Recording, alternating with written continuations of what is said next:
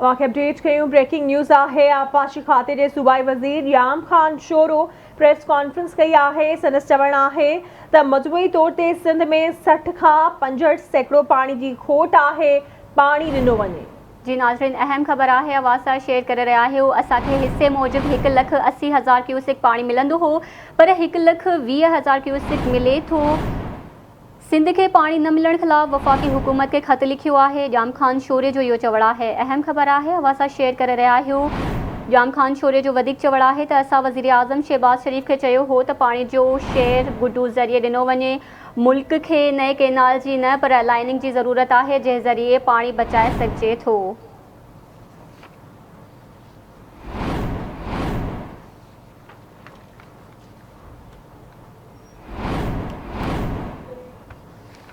अवांखे update कयूं पिया। Breaking news आहे। जाम खान शोरे जो चवणु आहे त अॼु कोटड़ी बैराज जे मुख़्तलिफ़ कैनाल्स में 30 खां 35 सैकड़ो पाणी जी खोट आहे। पाणी खोट खिलाफ़ वफ़ाक़ अॻियां एहतजाज कयो आहे। बदीन, ठटो, सिजावल ऐं टणो मोहम्मद खान में पाणी जी खोट आहे।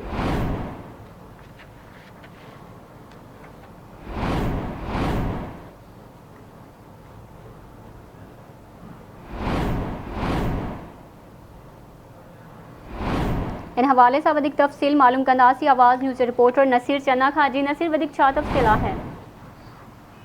जी बिल्कुलु, आबपाशी खाते जे सूबाई वज़ीर जाम खान शोरो प्रेस कॉन्फ्रेंस में चयो आहे त कोटड़ी बैराज जे मुख़्तलिफ़ कैनालनि में 30 खां 35 सैकड़ो जेका पाणी जी उहा खोट आहे। मजमूई तौर ते 60 खां 65 सैकड़ो पाणीअ जी शॉर्टेज खे मुंहुं ॾेई रहिया आहियूं। संदसि चवणु हो त अकार्ड मूजिबि सिंध खे पाणी न मिलण ते मुंहुं ख़दशनि जो इज़हार कयो हो ऐं वफ़ाक़ी हुकूमत खे ख़त पिणु लिखियो हो। वाटर अकार्ड मूजिबि सिंध खे बराबरी जे बुनियाद ते पाणी ॾिनो वञे। मंगला मां 10,000 पाणी जेको आहे उहो निकितो आहे।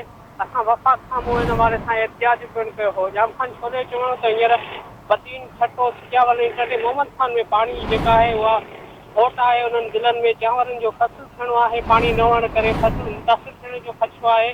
हिन जे 14 कैनालनि ते हिन वक़्तु पाणी जेको आहे उहो पूरो न आहे। हर बैराज खे बराबरी जे बुनियाद ते शॉर्टेज बर्दाश्त करणु खपंदी आहे। असां वटि अर्ली स्विंग हूंदी आहे। बदीन, ठटे ऐं सिजावल में अर्ली स्विंग जेका आहे उहा थींदी आहे। टेल ताईं पाणी पहुचाइणो आहे। हिन वारे